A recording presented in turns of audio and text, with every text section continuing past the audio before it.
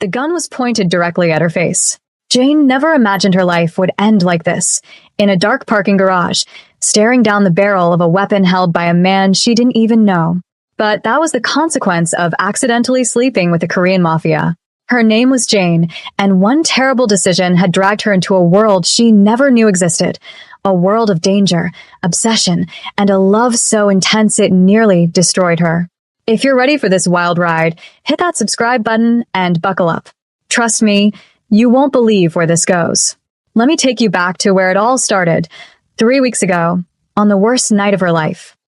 That Friday afternoon, she had been excited. It was her and Marcus's 3-year anniversary, and she'd planned the perfect surprise. She left work early, stopped at his favorite restaurant for takeout, and even bought expensive lingerie that made her credit card cry.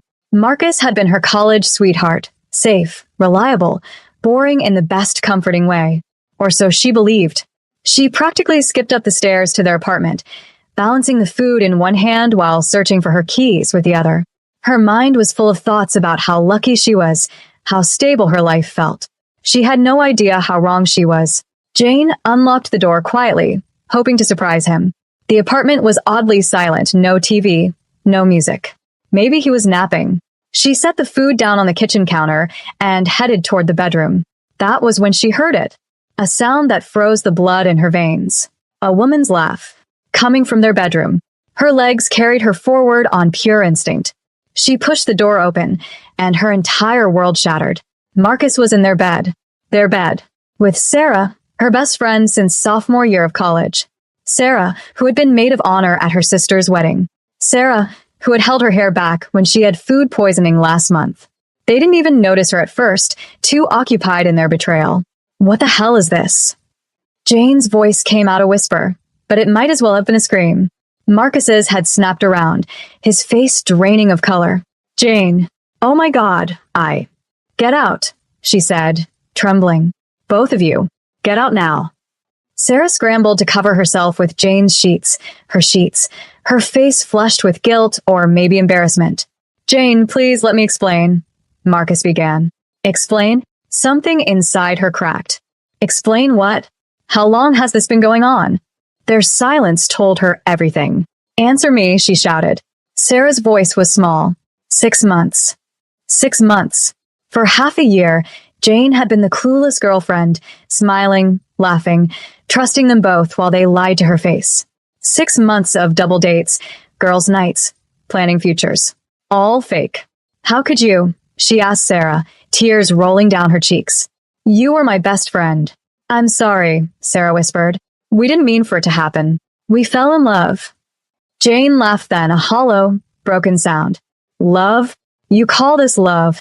Marcus got out of bed, pulling on his pants. Jane, you have to understand. You've been so distant lately, so focused on work. Sarah was there when...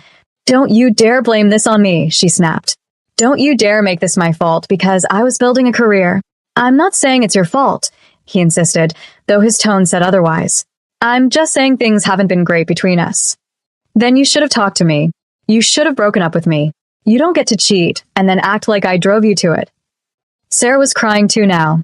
We never wanted to hurt you. But you did, Jane said coldly. For 6 months, you looked me in the eye and lied. She grabbed her purse. She couldn't stay another second. The room felt too tight, the air too thin. Jane, where are you going? Marcus called after her. Away from you. Don't call me. Don't text me. We're done. She slammed the door behind her, hard enough to rattle the frame. She sat in her car for over an hour, sobbing until her whole body ached. Everything she thought she knew, her relationship, her closest friendship, was gone in an instant. Her phone buzzed constantly. Messages from Marcus. From Sarah. She blocked them both without reading any of it. Then a new text came in. Monica, her coworker. Hey girl, still on for drinks tonight. She had forgotten completely. Monica had been trying to get her to go out for weeks, but Jane had always said no. Too busy. Too tired. Too settled with Marcus. Her now shattered life. Jane typed back. Yes. I need to get very, very drunk. The response was immediate. Oh. What happened? Meet me at 9. Lunar eclipse. Wear something hot. Lunar Eclipse, an ultra-exclusive downtown club where only people with connections got in. But Monica's promoter boyfriend had them covered. Jane checked her reflection in the rearview mirror, red eyes, streaked mascara, a face that screamed heartbreak. "Screw it," she muttered. She drove to her sister's empty apartment, showered, fixed her makeup, and pulled on the one club dress she owned, a red one she'd never worn because Marcus had said it was too much. The woman staring back at her in the mirror looked unfamiliar. But maybe that was what she needed. Someone new. Someone reckless. By the time she met Monica outside the club at 9, she'd already made up her mind. Tonight, she was doing something wild. Something she'd never dared before. She just had no idea how far that one reckless choice would take her, or who it would lead her to. When Monica spotted Jane outside the club, she squealed and pulled her into a hug, only to pull back and study her face in alarm. "Oh my God, Jane, you look amazing. Wait, have you been crying? What happened?" "I caught Marcus cheating on me with Sarah," Jane said flatly. Monica's jaw dropped. "Sarah? Your Sarah? Best friend Sarah? The one and only." That absolute piece of. Monica stopped herself, then shook her head. "You know what? No. We're not talking about them tonight. Tonight is about you forgetting they ever existed. Come on." She grabbed Jane's hand and led her straight past the long line outside. The bouncer took one look at Monica, nodded once, and unhooked the velvet rope for them. Inside, the club was overwhelming. Pulsing music, flashing lights, crowds of beautiful people. Monica didn't stop until they reached the VIP section upstairs. "Your boyfriend set this up?" Jane asked, genuinely impressed. "He has his uses," Monica said with a wink. "Now, let's get you a drink. Or 5. They ordered cocktails, fancy ones with names Jane couldn't pronounce. She gulped the first down too fast. "Easy there," Monica laughed. "We've got all night." But Jane didn't want to take it easy. She wanted to drown every memory of Marcus and Sarah. So she drank more 3 than 4. The pain blurred at the edges. The music grew louder than her thoughts. And for the first time since the betrayal, she could breathe. "I need to dance," she announced, pushing to her feet. "Jane, you're kind of drunk." "I'm perfect. Come on." They headed to the dance floor, where Jane lost herself completely. She danced with reckless, desperate freedom, her body moving without thought or restraint. Then she felt it. A gaze, heavy, intentional, focused. She turned and saw him standing in a private VIP section across the club. Even from afar, he was striking, sharp features, dark hair styled perfectly, a suit that screamed money and power. But it wasn't his looks that caught her breath. It was the way he was watching her, like she was the only person in the building. 2 men flanked him, clearly bodyguards. People gave him space, respect, fear. "Who is that?" Jane asked, unable to look away. Monica followed her gaze, and her eyes widened. "Oh shit, that's Young Kong." "Who?" "Young Kong. His family basically owns half the city. Old money, connections, and," Monica lowered her voice, "rumors about illegal stuff. Organized crime." Jane should have been scared, but heartbreak and alcohol made her bold. She held his gaze. A small smile tugged at his mouth. He said something to one of his guards, who immediately walked toward the bar. "Jane, what are you doing?" Monica hissed. "I have no idea." Moments later, the bartender placed a crystal glass of amber liquor in front of her. "From Mr. Kong," he said. "He'd like you to join him." Jane's heart pounded. This was insane. She wasn't the type of woman who got involved with mysterious, dangerous men. But tonight, she wasn't the type she had always been. "Tell Mr. Kong I don't accept drinks from strangers," she said. The bartender blinked, nodded, and walked away. Monica stared. "Did you just turn down Young Kong?" "I think I did." Across the club, they watched the bartender deliver the message. Young's expression shifted. Surprise, then amusement. Then he stood. The crowd parted instinctively as he moved toward her. "Oh my God, he's coming over here," Monica whispered. "What are you going to do?" "I don't know." Then Young was standing in front of Jane. Up close, he was even more striking. His eyes were dark and penetrating, his presence almost tangible, danger wrapped in elegance. "I'm Young," he said, voice low and smooth. "And you are?" "Uninterested," she replied, startling even herself. Young smiled, slow, genuine, and disarming. "Is that so?" Then why haven't you walked away? Maybe I'm waiting for you to give me a reason to stay. Bold, he said, stepping closer. His cologne was intoxicating. I like that. So, if you don't accept drinks from strangers, what do you accept? Honesty. All right. His gaze held hers. Honestly, I haven't been able to take my eyes off you since you walked in. You dance like you're trying to forget something painful. The words hit too close to home. Maybe I am. Want to tell me about it? Not particularly. Then let me help you forget. He held out his hand. Dance with me. No drinks. No pressure. Just a dance. Jane stared at his hand, then at him. Everything rational screamed no. But rationality had gotten her nowhere. So she took his hand. Electricity shot through her at the contact. He led her to the dance floor, moving with effortless confidence. His hand settled on her waist, firm but not forceful. The music slowed, sensual and intimate. What are you running from? He asked softly near her ear. What makes you think I'm running? Because I know the look. I've worn it myself. She pulled back just enough to meet his eyes. And what were you running from? Expectations. Legacy. A life I never asked for. He paused. Your turn. Maybe it was the alcohol, or the anonymity of the club, or the impossibility of this moment, but she told him, I caught my boyfriend in bed with my best friend today. 3 years together. He blamed me, made me feel like I wasn't enough. Jung's jaw clenched. Then he's a fool. You don't even know me. I know enough, he said softly. I know you're beautiful. I know you're strong. Most people would be home crying, not here dancing. And I know anyone who made you feel like you weren't enough doesn't deserve you. Her breath hitched. You're very smooth, Jung Kong. I'm honest, he replied. You said that's what you accept. The song ended, but neither of them moved. Jane and Jung danced for what felt like hours, though it could have been minutes. Time stretched and folded around them. Each song pulled them closer, and every time Jung's hands found her waist, she felt a sense of belonging she hadn't realized she'd been missing. When he looked at her, she felt seen in a way Marcus had never managed. Between the songs, they talked, really talked. Jung spoke of the intense expectations tied to his family name, of responsibilities that felt more like shackles than privilege.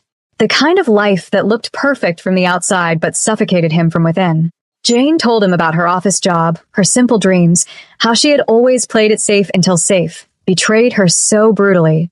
Sometimes safe is the most dangerous thing, Jung said quietly. It makes you think you're protected when you're really just stuck. Is that what you are? She asked. Stuck. His expression darkened. In ways you can't imagine. There was a painful honesty in his eyes, something haunted, something that resonated with the broken pieces inside her. They were both trapped, just in different cages. Come with me, Jung said suddenly, taking her hand. Where? Somewhere quieter, where we can actually hear each other. Jane glanced back at Monica, who was dancing with a stranger. Monica caught her eye, flashed a thumbs up, and Jane mouthed that she would text her. Monica nodded without missing a beat. Jung led her through the crowd, never releasing her hand. People parted instinctively at his presence, casting curious glances as he guided her to a door marked private. Are we allowed back here? Jane asked. I own 20% of this club, Jung replied calmly. I'm allowed anywhere. They climbed a staircase that led to a rooftop terrace Jane hadn't known existed. The roar of the club became a faint thrum beneath them. Up here, only the cool night air and the distant hum of the city remained. She walked to the edge of the terrace. The city stretched out infinitely below them, glittering like scattered stars. Wow, she said softly. I come up here to think, Jung explained, leading her to a seating area. When the world downstairs gets too loud. He fetched 2 bottles of water from a mini fridge. Drink. You'll thank me later. She laughed.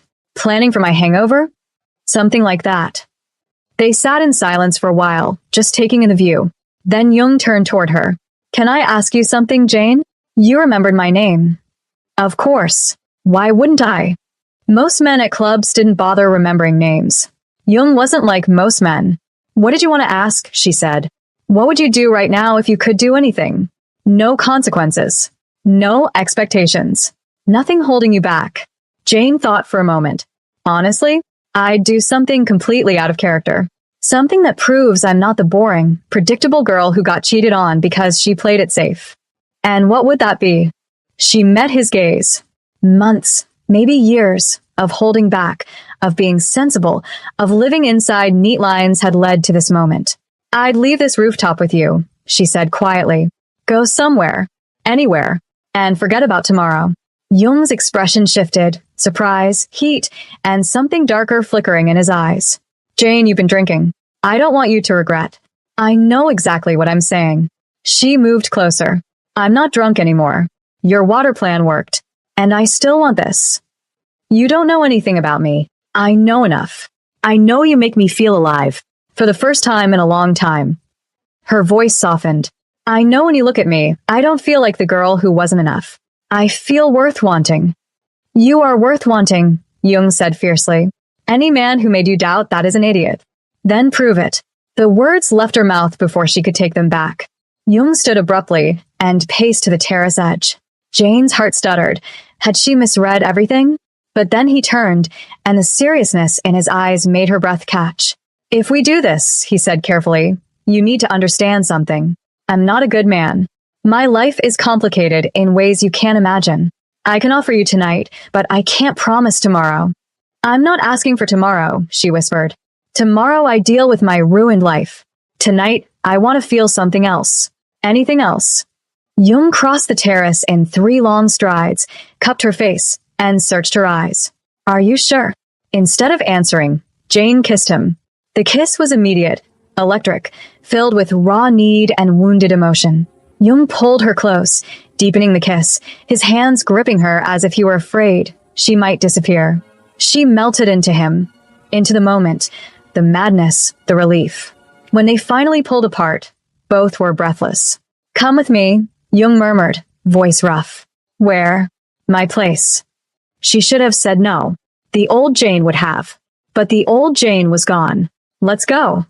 Jung's car was a sleek black machine that exuded quiet power. His driver held the door open, and Jane slid into buttery leather seats that smelled like wealth.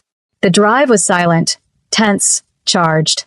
Jung's hand rested on her thigh, firm and warm. She leaned into the feeling, letting it drown out everything else. His building towered high above the city, in one of the wealthiest districts. They passed a doorman who greeted Jung respectfully and entered a private elevator that took them straight to the penthouse. When the doors opened, Jane gasped. Floor-to-ceiling windows wrapped around the entire space, revealing a glittering cityscape.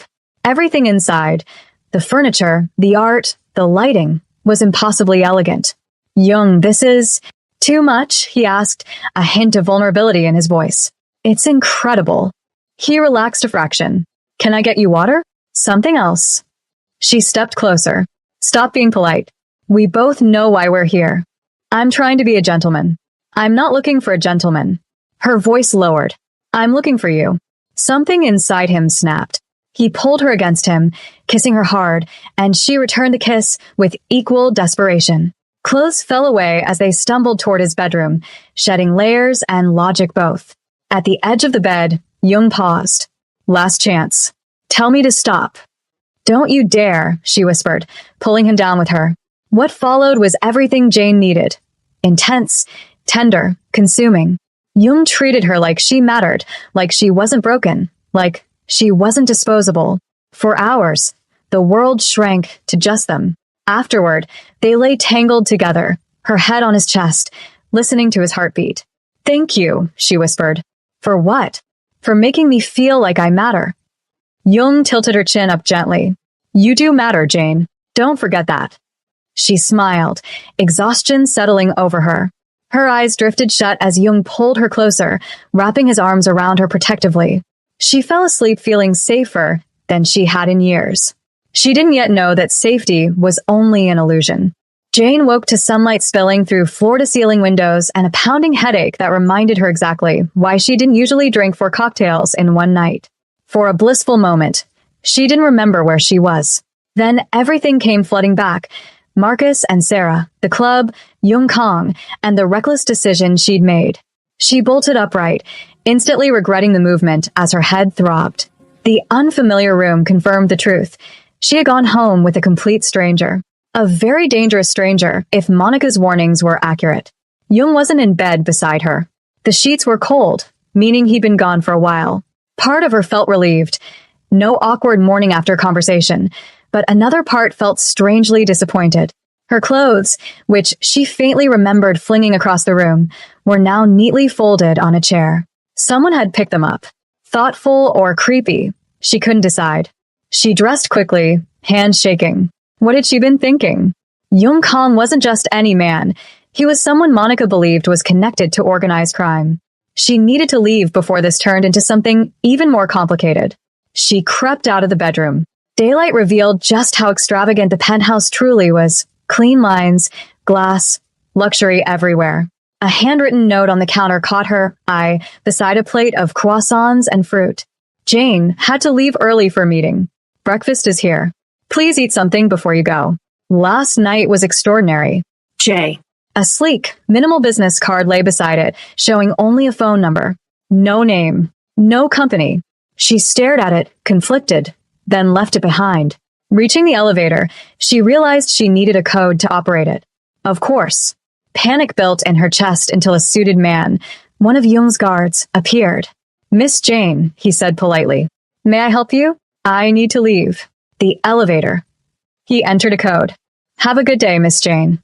Once inside the elevator, Jane pulled out her phone. 12 missed calls from Monica. 6 frantic texts. She replied that she was fine and asked if she could stay at her place. Monica responded immediately, demanding details.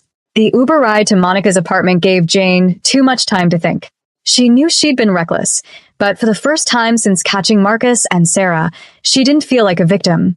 She felt in control, a feeling she hadn't realized she'd missed. Monica practically dragged her inside. Tell me everything. Are you hurt?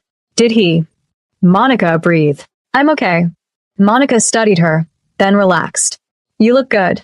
Shockingly good. I feel different, Jane admitted, collapsing onto the couch. After a shower, coffee, and Chinese takeout, she told Monica everything, minus the intimate details. When she finished, Monica sat back, stunned. Wow. Jane Chun had a one-night stand with Young Kong. I never thought I'd hear those words. It was a mistake, Jane said, though even she didn't sound convinced. Was it though? You needed to feel alive. And girl, you look alive. It's over, Jane insisted. Back to real life. Did he ask to see you again? He left his number. I didn't take it. Monica gasped. Why? Because he's dangerous. Because I just left a 3-year relationship. Because I don't want to get dragged into someone else's mess. Fair, Monica allowed. But still, sometimes a little danger isn't the worst thing. Jane changed the subject, insisting she needed a new apartment. Monica told her to stay as long as she needed. Over the next few days, Jane focused on rebuilding her life. She returned to the old apartment only when Marcus wasn't home, packed her things quickly, and blocked both him and Sarah on every platform. Work became her refuge. She stayed late every night. Her boss even praised her performance. But no matter how late she worked, her thoughts drifted back to Jung, his intensity, his gentleness, his danger. She wondered whether he'd thought about her at all, though she told herself it didn't matter. A week passed. One Friday night, after staying late at the office, she walked alone through the empty parking garage. She was exhausted and ready to collapse into bed. Then she heard footsteps. She turned and froze. Marcus. He approached her with anger and desperation on his face. Jane, wait. We need to talk. There's nothing to talk about, she snapped, fumbling for her car keys. He followed, grabbing her arm. You can't throw away 3 years over one mistake. 6 months of cheating isn't one mistake, she yelled. He tightened his grip. Fear shot through her. You moved on fast, didn't you? He hissed.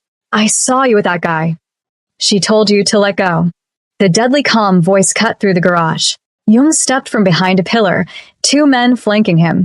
Even in dim lighting, the danger radiating from him was unmistakable. Marcus paled. Who the hell are you? Jung approached slowly. I'm the man who's going to break every finger on your hand if you don't release her. Right now. Marcus dropped her arm immediately. Jung's men stepped forward. Marcus stumbled back. He tried to speak, but Jung moved faster than either of them could react. He grabbed Marcus by the throat and slammed him against a car. It is over, Jung whispered coldly. If you ever come near her again, they will never find your body. Do you understand? Marcus choked out a frantic yes. Jung held him a beat longer, then released him. Marcus ran. Jane stood shaking, adrenaline crashing through her system. Jung turned to her, concern replacing the predator's expression he'd worn seconds before. Are you hurt? I'm fine, she managed. Were you following me? My men have been watching your building, Jung said simply. For your protection. Her shock turned to anger. You've been having me followed? Yes. No apology. No justification. That's stalking. I protect what's mine. I'm not yours, she yelled. Jung stepped closer, backing her against her car, not threatening, but intense. Aren't you? Her breath caught. His nearness, his voice, his eyes, all of it overwhelmed her. I haven't stopped thinking about you, he said softly. I told myself to let you go. I couldn't. This is crazy, she whispered. Then let something be crazy, Jung murmured. Let me take you to dinner. Let me show you I'm not just the man you saw tonight. You're asking me this after threatening my ex in a parking garage. Not my best timing, he admitted, a faint smile tugging at his lips. But I mean it. She hesitated, torn, until she heard herself say, one dinner. Relief and something warmer flickered across his face. Tomorrow. 7. And your men, they stay. You're not safe without them. She wanted to argue, but the fear she'd felt with Marcus still clung to her. Fine. But from a distance. Deal. He stepped back. One of his men handed her purse to him, and he passed it to her. Let me follow you home, he said, for my peace of mind. Too exhausted to fight, she nodded. She drove back to Monica's with Jung's car trailing behind her. Her mind was spinning. She knew this was dangerous. His world was violent, complicated, dark. But he had protected her. He had cared. And he had looked at her like she mattered. She was falling for him.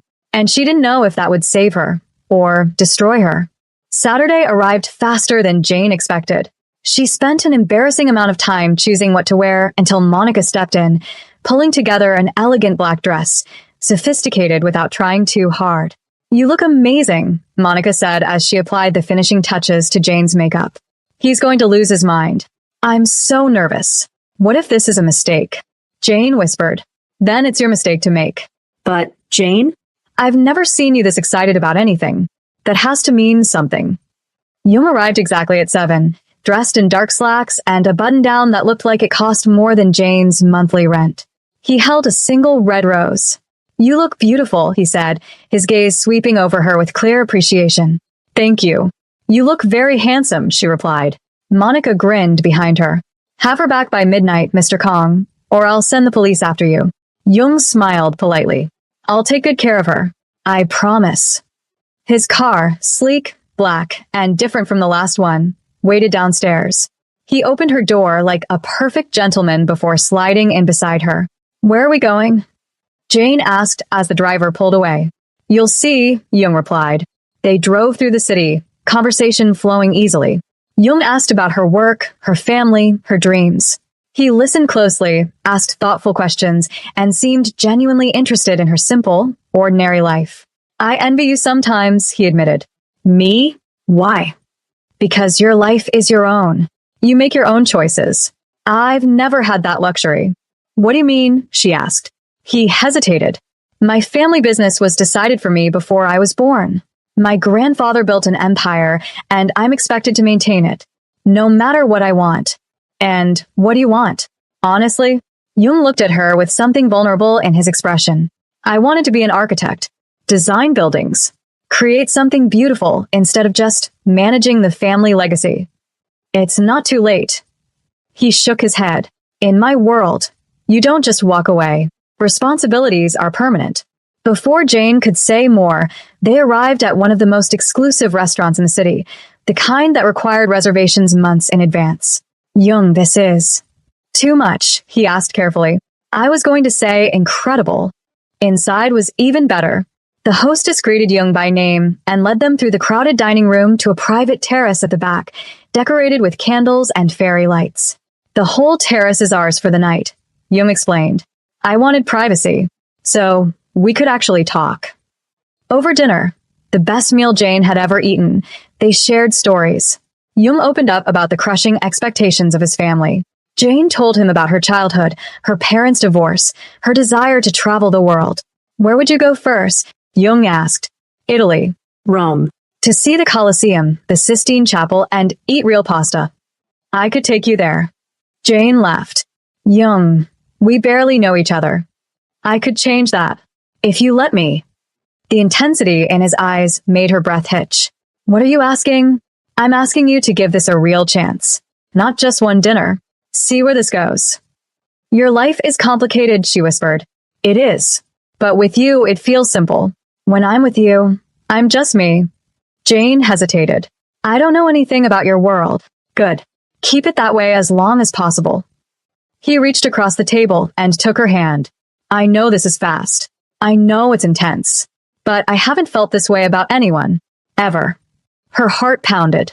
It was insane. But the pull between them was undeniable. Okay, she whispered. We can see where this goes.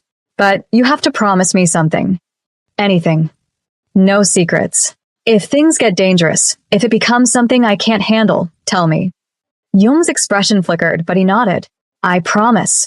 No secrets. It was the first lie he ever told her. When he drove her home afterward, he walked her to Monica's door. At the threshold, he pulled her close. Thank you for tonight. Thank you for dinner. It was perfect. Can I see you again? Tomorrow? She laughed softly. Eager, aren't you? When I want something, I don't waste time. He kissed her, soft, sweet, promising. When they pulled apart, she was smiling. She didn't know someone across town had seen the kiss. Someone who saw her as a weakness, a vulnerability to exploit. The next week was a dream. Jung and Jane saw each other almost every day, coffee, lunches, dinners. He was attentive, charming, and surprisingly normal when he wasn't the intimidating heir to his family empire. At his office, she saw a different side of him. Professional, commanding, respected. But she also noticed the shadows. Hushed phone calls in Korean that hardened his expression. Men in suits whispering urgently before disappearing. People who looked at him with fear disguised as respect. She tried not to think about it. She should have. 2 weeks after their first date, Jung was stuck in a late meeting. Jane stayed home with Monica for a girls' night. Pizza, wine, and a terrible romantic comedy. Then her phone buzzed. Meeting running long. Miss you. Stay safe. Jane smiled. Miss you too. Don't work too hard. Monica caught the look on her face. You're falling for him, aren't you? Maybe, Jane admitted. Is that stupid? Probably. But you look happy.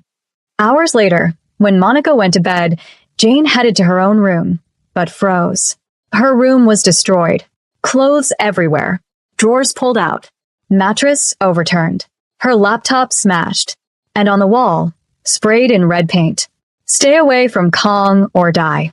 Her phone rang. Unknown number. Jane Chun. A distorted voice said, Consider this your only warning. Who is this?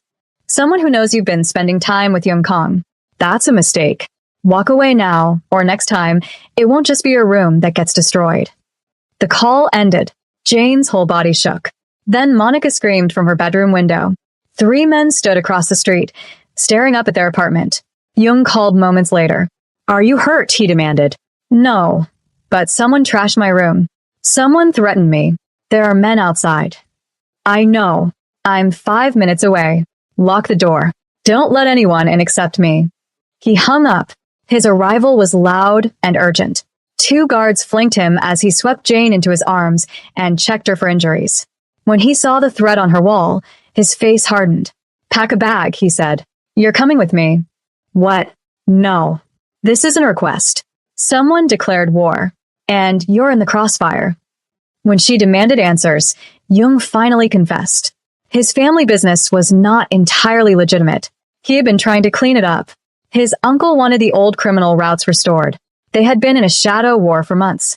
And now he's using you, Jung said quietly, because you're the first person I've cared about in years.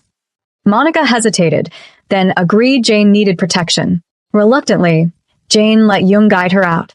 His guards escorted them to the car. The 3 watchers outside were gone. Jane didn't want to imagine what that meant. As they drove away, Jung received another call. His warehouse had been attacked. Security footage showed masked men assaulting his workers. One held a photo of Jane. He's been watching us from the beginning, Jung said. He planned this. He's using you to distract me. They reached a massive estate outside the city. High walls, armed guards, surveillance everywhere. A fortress. Welcome to my family home, Jung said. You'll be safe here. I promise. Jane stared at the imposing mansion as they pulled in. She had fallen for Jung Kong, and now she was trapped in his dangerous world. The only question was whether she would survive it. If you've made it this far in the story, you're amazing. Don't forget to subscribe so you don't miss part 2, because trust me, things are about to get so much more intense. Drop a comment and tell me, is Jung worth all this danger? Would you stay or leave?